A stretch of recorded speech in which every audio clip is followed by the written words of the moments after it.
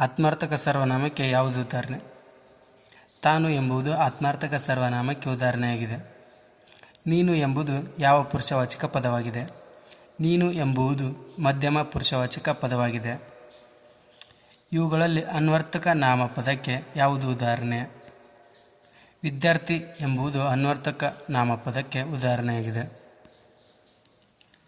ಯಾವುದು ಈ ಪದವು ಯಾವ ಸರ್ವನಾಮಕ್ಕೆ ಉದಾಹರಣೆಯಾಗಿದೆ?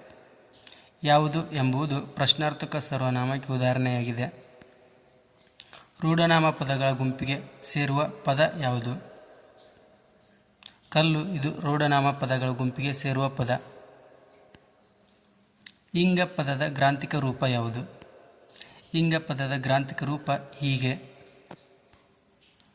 ರಾಷ್ಟ್ರಪಿತ ಎಂದು ಹೆಸರಾದವರು ಯಾರು? ಈ ವಾಕ್ಯದಲ್ಲಿರುವ ಪ್ರಶ್ನಾರ್ಥಕ ಸರ್ವನಾಮ ಪದ ಯಾವುದು? ಯಾರು ಎಂಬುದು ಪ್ರಶ್ನಾರ್ಥಕ ಸರ್ವನಾಮ ಪದವಾಗಿದೆ. ಯಾವಳು ಈ ಪದವು ಯಾವ ವ್ಯಾಕರಣಾಂಶಕ್ಕೆ ಉದಾಹರಣೆಯಾಗಿದೆ? ಯಾವಳು ಎಂಬುದು ಪ್ರಶ್ನಾರ್ಥಕ ಸರ್ವನಾಮಕ್ಕೆ ಉದಾಹರಣೆಯಾಗಿದೆ.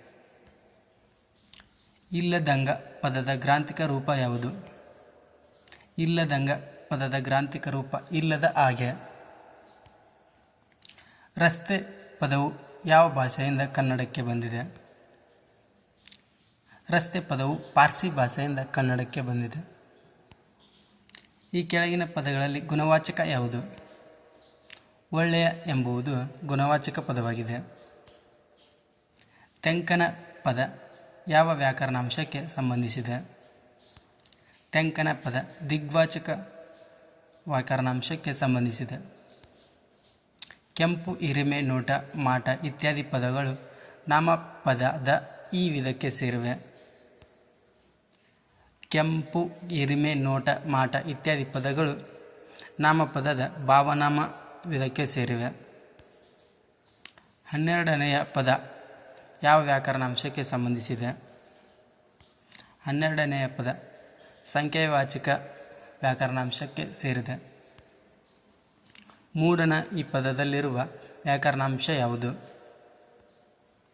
ಮೂಡನ ಈ ಪದದಲ್ಲಿರುವ ವ್ಯಾಕರಣಾಂಶ ದಿಗ್ವಾಚಕ.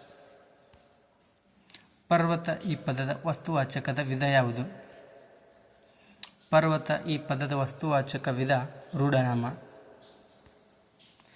ಮಧ್ಯಮ ಪುರುಷ ಏಕವಚನ ಸರ್ವನಾಮಕ್ಕೆ ಯಾವ ಉದಾಹರಣೆಯಾಗಿದೆ? ನೀನು ಎಂಬುದು ಮಧ್ಯಮ ಪುರುಷನ ಏಕವಚನ ಸರ್ವನಾಮಕ್ಕೆ ಉದಾಹರಣೆಯಾಗಿದೆ.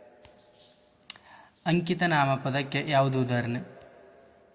ರಾಮನಾಥ ಎಂಬುದು ಅಂಕಿತ ನಾಮಕ್ಕೆ ಉದಾಹರಣೆಯಾಗಿದೆ. ನಾಮಪದ ಮೂಲ ರೂಪವನ್ನು ಏನೆಂದು ಕರೆಯುವರು? ನಾಮಪದ ಮೂಲ ರೂಪವನ್ನು ನಾಮ ಪ್ರಕೃತಿ ಎಂದು ಕರೆಯುವರು. ಅನ್ವರ್ಥ ನಾಮಕ್ಕೆ ಯಾವುದು ಉದಾಹರಣೆ? ಚಾಲಕ ಎಂಬುದು ಅನ್ವರ್ಥ ನಾಮಪದಕ್ಕೆ ಉದಾಹರಣೆಯಾಗಿದೆ. ಅವರ ಜ್ಞಾನ ಸಂಗ್ರಹ ನಿಜವಾದ ಶಕ್ತಿಯಾಗಿ ಪರಿಣಮಿಸಿದೆ. ಈ ವಾಕ್ಯದಲ್ಲಿಯ ಸರ್ವನಾಮಪದ ಯಾವುದು? ಅವರ ಎಂಬುದು ಈ ವಾಕ್ಯದಲ್ಲಿನ ಸರ್ವನಾಮಪದವಾಗಿದೆ. ಹಳತು, ಹೊಸತು ಈ ಪದಗಳು ಯಾವ ವ್ಯಾಕರಣಾಂಶಕ್ಕೆ ಸಂಬಂಧಿಸಿವೆ? ಹಳತು, ಹೊಸತು ಇವು ಗುಣವಾಚಕ ವ್ಯಾಕರಣಾಂಶಕ್ಕೆ ಸಂಬಂಧಿಸಿವೆ. ಅಷ್ಟು, ಅನಿತು ಪದಗಳು ಈ ಕೆಳಗಿನ ವ್ಯಾಕರಣಾಂಶಕ್ಕೆ ಯಾವ ವ್ಯಾಕರಣಾಂಶಕ್ಕೆ ಸಂಬಂಧಿಸಿವೆ? ಅಷ್ಟು, ಅನಿತು ಪರಿಮಾಣವಾಚಕ ವ್ಯಾಕರಣಾಂಶಕ್ಕೆ ಸಂಬಂಧಿಸಿವೆ.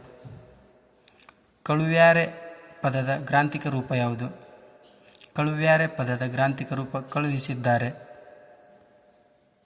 ವಿದ್ವಾಂಸ ಪದವು ಯಾವ ನಾಮಪದಕ್ಕೆ ಸೇರಿದೆ? ವಿದ್ವಾಂಸ ಪದವು ಅನ್ವರ್ಥಕ ನಾಮಕ್ಕೆ ಸೇರಿದೆ.